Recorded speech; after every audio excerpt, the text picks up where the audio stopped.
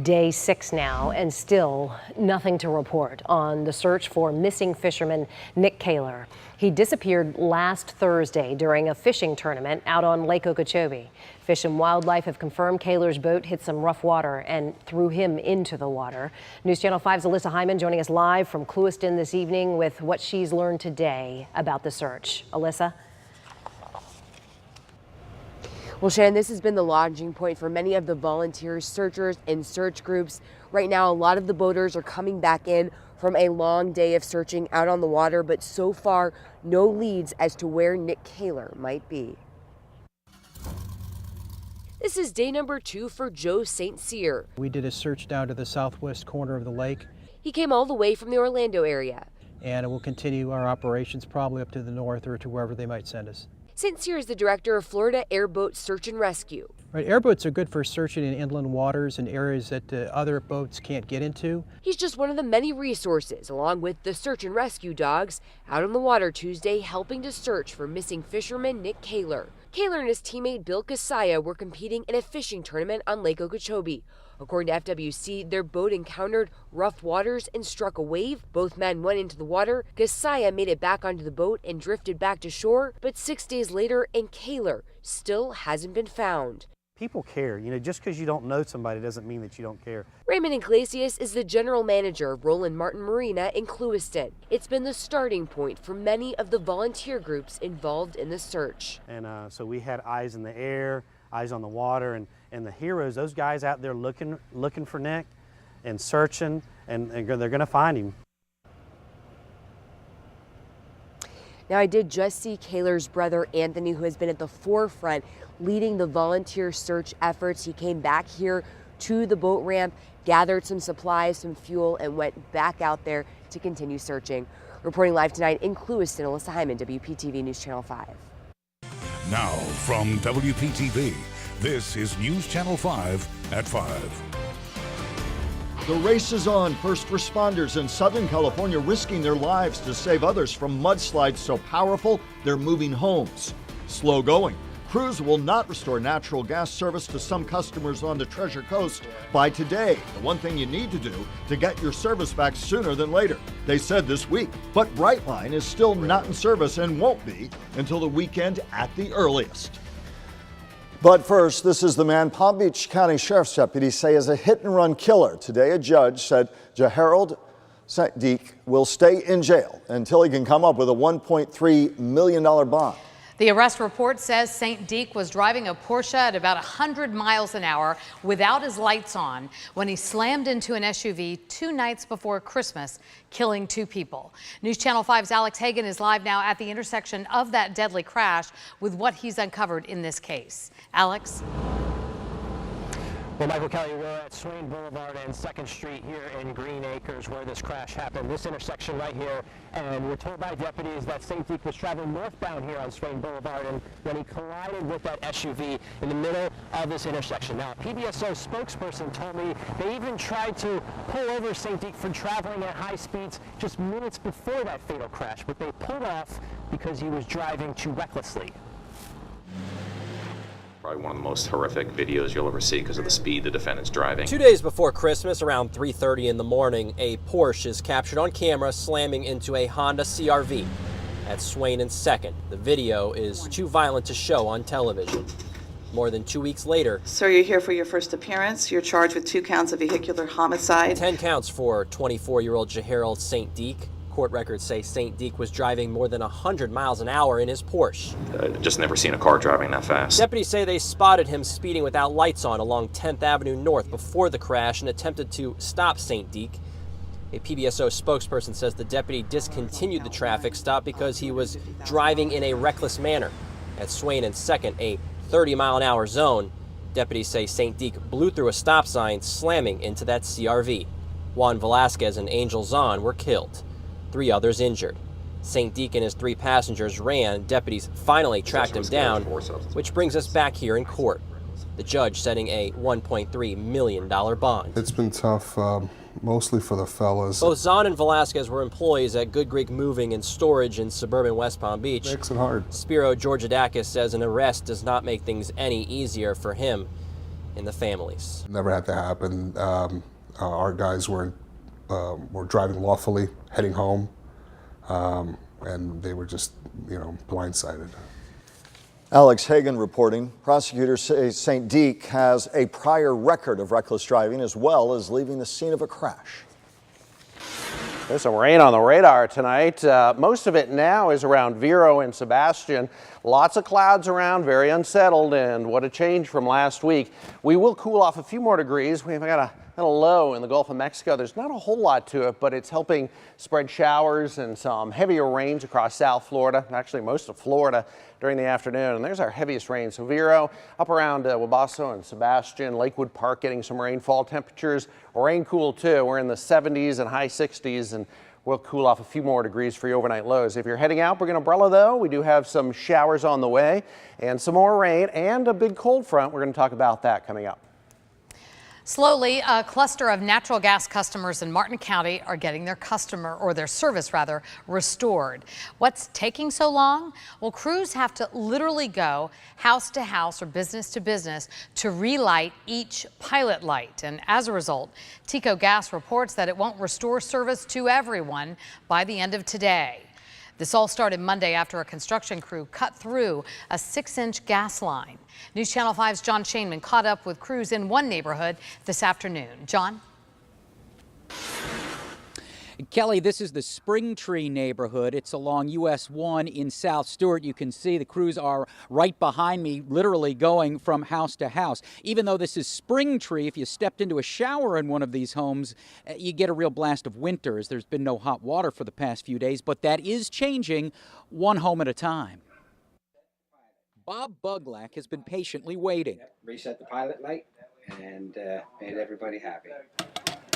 He was thrilled to see gas crews outside his home Tuesday. When I got up, I took a shower today and the water was warm.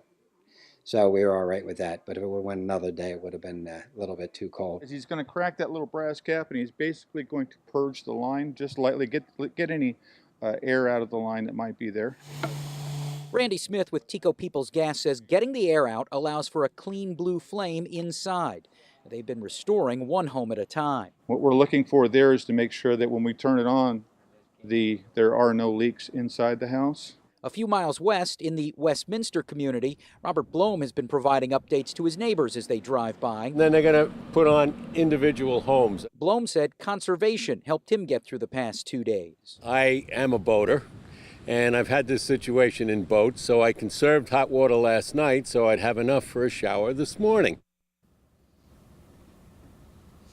Now, if you are not at home when the gas company arrives, they will leave one of these blue door hangers on there with some phone numbers that you can call, and the crews here tell me they'd come back within the hour. Now, we did not get any updated numbers from TECO today. Initially, there were 440 customers without gas. About 250 of them were commercial customers. Anderson Middle School, the students who had to be evacuated yesterday after the leak, back in class today, although no hot lunches from the cafeteria. Coming up all new at 6, we'll talk with one restaurant owner about how they've been coping these past few days. We're live at South Stewart. John Shainman, WPTV, News Channel 5.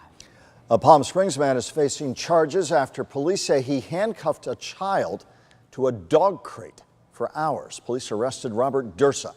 They say the boy told investigators he would be cuffed to the crate for hours on end and was denied food or use of the bathroom as punishment. Police say Dursa denies the claims. The child is now in the custody of the Department of Children and Families. A former treasurer of Boca Raton High School is ordered to pay back tens of thousands of dollars she said she stole from the school. Former Green Acres councilwoman Lisa Rivera agreed to pay back $23,000 as part of her plea deal. Rivera's deal also includes 6 months jail time, which can be served at home on house arrest, and 5 years probation. Taxpayers helped clear the tracks, but tonight we still don't know when Brightline will begin service. The people who run the high-speed train said to expect that service to Fort Lauderdale this week. But here we are, Tuesday night, 4 minutes after 5 o'clock, and we don't have a schedule, nor do we know how much the tickets will cost. So we sent News Channel 5's Michelle Casada to get some answers, and she's live in downtown West Palm Beach. Michelle?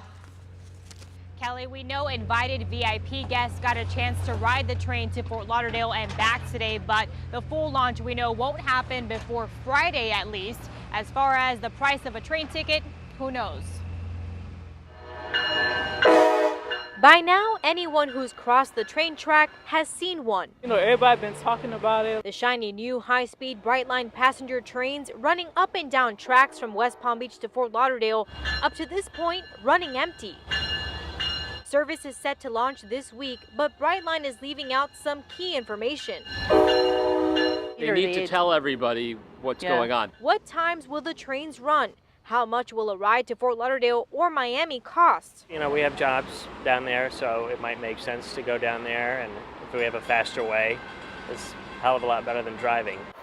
Architect Patrick Mayfield said the quick train ride over to Fort Lauderdale to see clients would be worth it for the right price. I am curious. I think, you know, if they could make it, you know, competitive with the Tri-Rail, but faster, I think it would be worth taking it. Brightline did answer one question: where can customers park? The answer: part of this garage on Ivernia Street. It's part of the Parkline building still under construction. Has 600 spaces. Half will be for residents of Parkline, half for Brightline guests. The excitement is there. I think it's fabulous. But passengers want to know more. Don't keep it a secret. I think they'll turn people off if they don't right away tell them what they're planning and what it costs. A spokesperson told me the company plans to make an announcement on the start date before it launches. Now, I did try to talk with people with both the city and Palm Beach County today. We know that many county officials are in Tallahassee. We wanted to ask them why they're allowing Brightline to remain tight-lipped. No one from the city of West Palm Beach wanted to talk to us. Reporting live from downtown West Palm Beach, Michelle Casada, WPTV News Channel 5. An interesting guessing game. We'll keep you posted. Martin County commissioners, meanwhile, met for the first time today since the state attorney's office announced that not one but two commissioners now facing criminal charges. Sarah Hurd joins Ed Fielding and former Commissioner Ann Scott, all accused of violating public records laws. All this stemming from a long-time dispute over a local quarry. News Channel 5's Megan McRoberts has more on what they had to say about the allegations today. Well, those Martin County commissioners today did not address the charges in front of the public, and in fact, no one from the public was there to criticize their charges. In fact, two people spoke in their support, however, criticizing Lake Point and calling the commissioners facing charges some of the most ethical people she's met. Sarah Hurd gave us one quick comment following the meeting. I just wanted to see if you had any comments on the charges from last week. I do not. Okay. We're going to be pursuing justice vigorously. Sarah Hurd is also still facing a non-criminal public records violation for which she will go to trial for next month. In Martin County, I'm Megan McRoberts, WPTV News Channel 5. I'm Jake Kessler, live in the newsroom tonight, covering a very desperate situation in Southern California where a number of people are unaccounted for right now and the death toll continues to rise. All of this as mudslides continue in the southern part of that state, forcing so many people from their homes right now. The hardest hit area is Montecito, just northwest of LA, 2 hours northwest of LA. Thousands of people have been evacuated. These are some of the pictures that are coming in from Southern California right now. Just absolutely devastated. The entire town is impassable right now. I have a dear friend who lives in that town with his family right now. His wife and his son and his dog were just evacuated out by military transport just moments ago right now, so you can understand the desperate nature. You can't even get into the town or out of the town right now. It's been completely destroyed, and that is the situation as this winter storm continues to dump records amount of rainfall in this area. Watch this incredible video showing the moments firefighters rescuing a 14-year-old boy. He was trapped for hours in what was left of his home. The rescue would not have happened had it not been for an alert firefighter who heard this cry for help. Helicopters and search dogs are also being used to rescue people. Firefighters say those who have been rescued were found buried in mud and debris. A very dangerous situation going on right now. You can see from the video that is coming in. It is a desperate search. The military is involved. Officials have been forced to close the 101 freeway between Ventura and Santa Barbara. This is what it looks like right here, completely washed away. All of this, again, happening in the same area where just last month wildfires burned out of control. A number of people still unaccounted for. It is a desperate situation. We're going to stay on top of this and bring you the very latest. Michael? Jay, thank you. Lawmakers in Florida back to work in Tallahassee following Governor Rick Scott's last State of the State address. Governor Scott outlined his goals for the legislative session now underway, including, he says, a hope for more tax cuts, new laws to fight the opioid crisis, and more child protection investigators. The governor also addressed sexual misconduct among state employees and lawmakers. Unfortunately, we have seen this play out all over the country, including Tallahassee. Things have to change. It has to start here. It has to start in this building. The people of Florida deserve much better than what they're reading about in the news. It's very important that we all stand together and send a very strong message. Florida stands with victims. Plan to expand a sales tax holiday for hurricane supplies and try to further reduce driver's licenses and the fees associated with them, I should say. Scott will leave office next January due to term limits, but he is widely considered to be just about there and announcing a run for the United States Senate.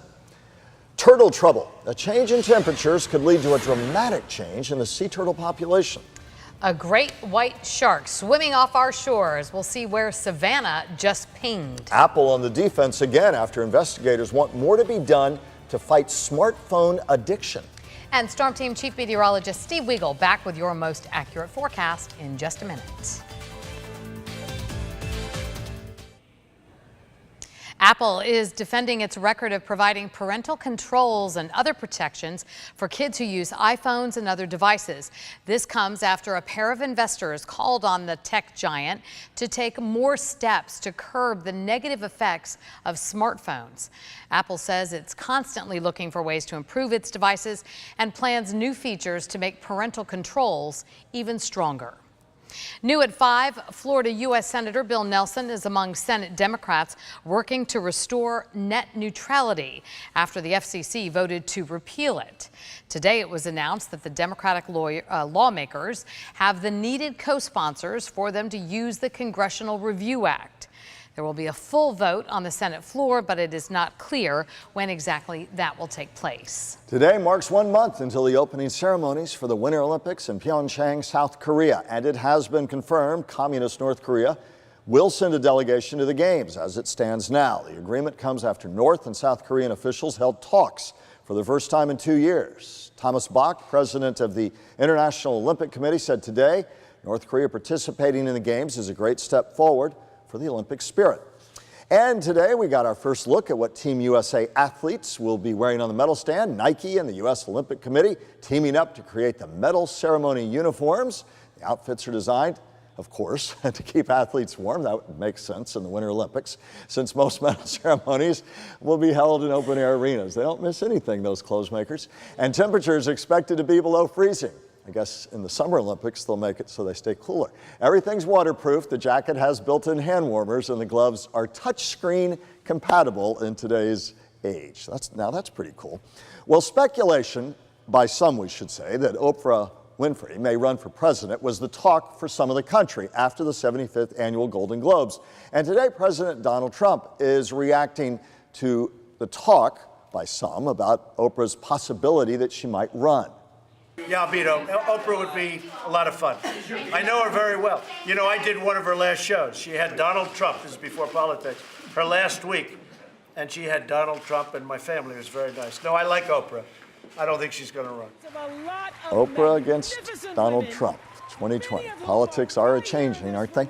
Winfrey gave an impassioned speech Sunday night at the Golden Globes. Many of you saw it right here on WPTV News Channel 5, and it did spark talk about whether she might run for president. She said she won't close out that possibility, only saying she is at least intrigued by the idea. Guests at a famed Swiss ski resort being airlifted out by a helicopter after heavy snow and power outages. At least 13,000 guests have been trapped in Zermatt, which is located about 75 miles east of Geneva. Weather officials there were forced to raise the avalanche risk level to a 5. That's the maximum level for avalanches.